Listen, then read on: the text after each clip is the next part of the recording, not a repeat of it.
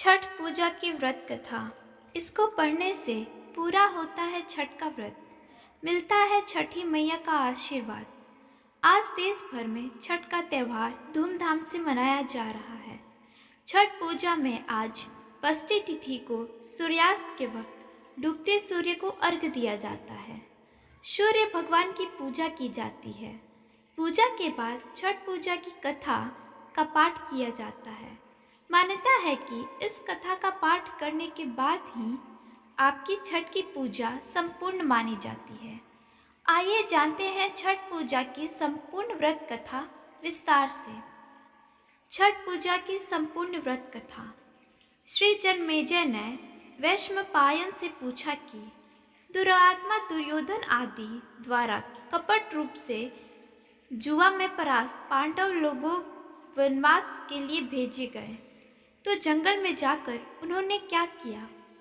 वैशंपायन जी बोले, हे जन्मेजय, सुनो, वह पांडु के पुत्र पांडव लोग अत्यंत दुख सागर में डूबे हुए वनवास के लिए घोर जंगल में जाकर दुख और चिंता से चिंतित हो वन में रहने लगे। वन के फल फूल खाकर पृथ्वी तल में शयन करते हुए केला और भोजपत्र का वस्त्र पहनकर दुख से दिन काटने लगे। राजकन्या सुख को भोगने वाली पतिव्रता धर्म को पालती हुई गजगामिनी द्रौपदी भी पतियों के साथ वन को गई थी। जिस स्थान में द्रौपदी सहित पांडव लोग थे, वहां पर वे ब्रह्मवेत्ता तपोरूप 88,000 मुनि लोग जा पहुँचे। ऋषियों को आए हुए देखकर जानकर महाराजा युधिष्ठिर अत्यंत चिंता से घबरा उठे कि इन महात्माओं को भोजन के लिए क्या प्रबंध करें।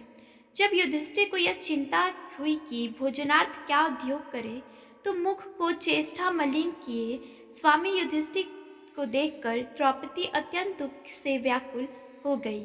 उसी क्षण द्रौपदी निज पुरोहित महाराज धौम्य को पवित्र आसन पर बैठाकर प्रतीक्षा पूर्वक नमस्कार करके नेत्रों में आंसू भरकर कुल धर्म रक्षक द्रौपदी प्रेम पूर्वक गदगद वचन बोली, हे धौम्य, हे धौम्य, हे महाभाग, इन दुखित पांडु पुत्रों को देखो। हे स्वामिन, इनके दुख को देखकर क्या आपका हृदय दुखी नहीं होता? दुख नासार्थ का कोई व्रत मुझसे कहिए, जिससे इनका कलेश शांत होवे। थोड़े ही उपाय से प्रत्यक्ष महत्व पुण्य को देने वाला व्रत कहिए, जिससे हमारे स्वामी पृथ्वी तल में सुखी होवे, जिससे शत्रु का नाश होवे, निज लक्ष्य में वापस मिले और इस समय हमारे यहाँ आए हुए ब्राह्मणों को दुखपान कराने को मिल जावे। हे महाभाग, हे महाविभूति, ऐसा कोई उपाय वर्णन करिए। द्रौपदी के यह वचन सुनकर वैशंपायन जी ने जन्मेजय जी से कहा, ब्राह्मणों में श्रेष्ठ महाराज धौम्य जी प्रसन्न होकर मुहूर्त मात्र ध्यान स्थित होकर द्रौपदी से बोले, हे पंचाल पुत्री, एक उत्तम व्रत को सुनो, जिस व्रत को पूर्व समय में नाग कन्या के उपदेश से सुकन्या ने किया था। हे महाभगे, स्त्रियों के साथ तुम अनेक विघ्नों को शांत करने वाली रवि षष्ठी व्रत को करो। द्रौपदी बोली, हे विप्र, आपका कहा हुआ व्रत कैसा है और उसकी विधि क्या है? इस व्रत में किसका पूजन किया जाता है? वह नागकन्या कौन थी और किस हेतु उसने इस उत्तम व्रत को किया था? हे महाभाग, वह सुकन्या अत्याश्चर्य रूपी व्रत को करने वाली कौन थी? हे शरणागत वत्सल, मेरे संशय का आप निवारण कीजिए। इस भांति द्रौपदी के प्रश्नों को सुनकर धौम्य जी बोले, हे देवी, सतयुग में एक शर्यती नामक राजा थे, जिनकी 1000 स्त्रियां थीं, जिनसे एक ही कन्या उत्पन्न हुई थी। उस राजा को कन्या को छोड़कर दूसरी संतान ना होने के कारण वह कन्या अति प्रिय थी और वह पिता के घर में वृद्धि को प्राप्त होने लगी। कुछ समय के बाद वह कन्या चंद्रवत मुख, कमलवत्र नेत्र और कुंभस्तनी होती हुई युवावस्था को प्राप्त हुई। बाल्यावस्था से ही वह कन्या पिता को प्राण के समान प्रिय थी। इस पृथ्वी लोक में उसके सदृश दूसरी कोई ऐसी कन्या ना थी जिसको हमने देखा हो। इससे उसका नाम सुकन्या पड़ा। एक समय सरयती मृग्या शिकार के लिए मंत्री, सेना, बड़े बड़े योद्धा और पुरोहित को संग में लेकर घोर जंगल को गए।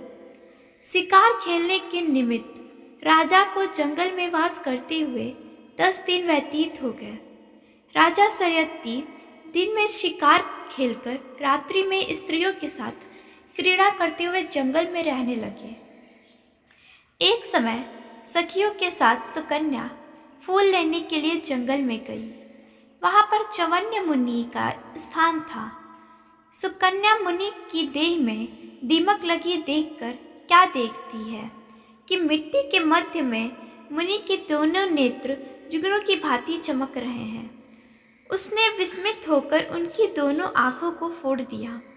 तब तो मुनि के नेत्रों से रुधिर की धारा बहने लगी और वह चकोरक्षी सुकन्या फूलों को लेकर सखियों के साथ गृह को चली आई।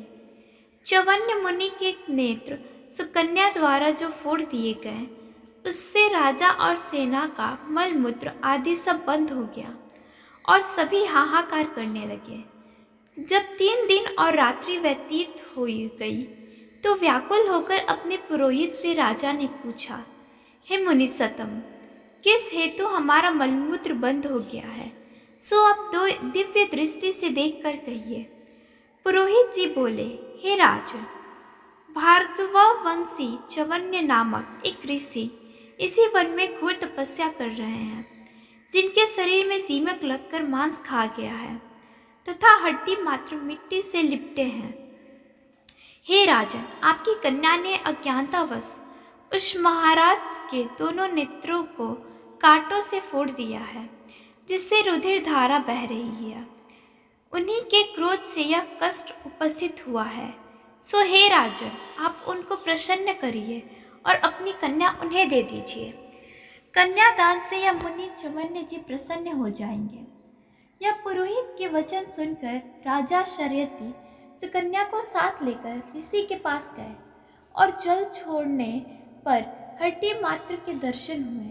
नेत्रहीन ऋषि को देखकर राजा बोले, हे प्रभु, मेरी कन्या से अनजान में यह अपराध हुआ है, जिससे आपके नेत्र फूट गए हैं। हे मुनिवर्य, आपकी सेवा के हेतु हम अपनी कन्या आपको देते हैं, जिससे आपको कष्ट न होवे।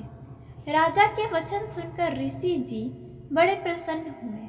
उस समय राजा सरयती ने सुकन्या को ऋषि के लिए दान कर दिया। राजा से कन्या पाकर मुनि अति प्रसन्न हुए और क्रोध शांत हो गया।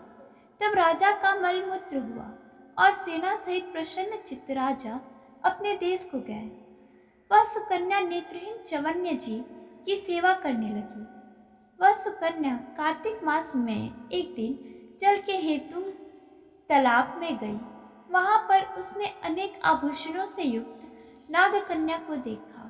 श्री कश्यप जी के यज्ञ मंडप में सूर्य भगवान का पूजन करती हुई नागकन्या को देखकर सुकन्या धीरे से पास जाकर पूछती है, हे महाभगे, आप क्या करती हैं? किस कारण यहाँ आई हैं? सुकन्या के इस वचन को सुनकर नागकन्या बोली कि हे साधु, मैं नागकन्या हूँ। व्रत धारण कर कश्यप जी के पूजनार्थ यहाँ आई हूँ। सुकन्या बोली, इस व्रत का और पूजा का क्या प्रभाव है, क्या फल है? इस पूजा की विधि क्या है? किस महीने और किस तिथि को यह उत्तम व्रत किया जाता है?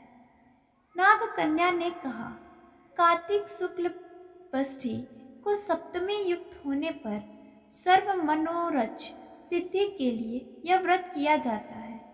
व्रती को चाहिए कि पंचमी के दिन नियम से व्रत को धारण करे, सायकाल में खीर का भोजन करके पृथ्वी पर सोवे, छठ के दिन व्रत रहे, दिन में 4 रंगों से सुशोभित मंडप में सूर्य नारायण का पूजन करे और रात्रि में जागरण करे। अनेक प्रकार के फल और पकवान आदि का नैवेद्य और सूर्य नारायण के प्रीति के लिए गीत वाद्य आदि से गा बजाकर उत्सव मनावे। जब तक सूर्य नारायण का दर्शन ना होवे तब तक व्रत धारण किए रहें। प्रातःकाल सप्तमी को सूर्य नारायण के दर्शन करके अर्घ देवे। दूध, नारियल, कदली फल, पुष्प चंदन से 12 नाम सूर्य के हैं। उन्हीं के नामों का उच्चारण करते हुए प्रत्येक नाम से दंडवत प्रणाम करते हुए अर्घ देवे। जगत के सविता, जगत के नेत्र, जगत के उत्पत्ति पालन नाश के हेतु त्रिगुणात्मा ब्रह्मा विष्णु शिवरूप नारायण सूर्य नारायण को नमस्कार है। इस प्रकार इस व्रत के करने से सूर्य नारायण महाघोर कष्ट को दूर करके मनवांछित फल को देते हैं। हे सुव्रते, हमने यह रविष्ठि व्रत तुमसे कहा। श्री थॉम जी ने द्रौपदी से कहा। नाग कन्या की इस वचन को सुनकर सुकन्या ने इस उत्तम व्रत को किया। इस व्रत के प्रभाव से चवन्य महाराज के नेत्र पुनः पूर्ववत हो गए, ऋषि होकर सुख भोगने लगे। इससे हे पंचाल नंदिनी, तुम भी इस उत्तम व्रत को करो। इसी व्रत के प्रभाव से तुम्हारे पति पुनः राज्य लक्ष्मी को पाएंगे और निसंदेह तुम्हारा कल्याण होगा। तब द्रौपदी ने धौम्य महाराज की आज्ञा से यह यथाविधि व्रत किया तो युधिष्ठिर जी ने अतिथि रूप में आए हुए ब्राह्मणों को भोजन देकर प्रणाम किया। वैश्वपायन जी ने कहा, हे जन्मेजय, धौम्य जी से उस उत्तम व्रत को जानकर द्रौपदी ने किया और इसी व्रत के प्रभाव से द्रौपदी पांडवों सहित पुनः राज्य लक्ष्मी को प्राप्त हुई। जो कोई स्त्री इस पुनीत व्रत को करेगी, उसके समस्त पाप नाश होकर सुकन्या की भांति पति सहित सुख को पावेगी। इस व्रत का विधिवत उत्पान करे।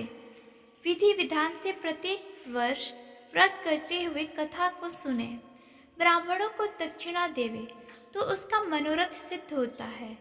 जो कोई भक्ति युक्त इस कथा को सुनता है, उसको पुत्र पौत्र धन संपत्ति तथा यक्ष सुख मिलता है।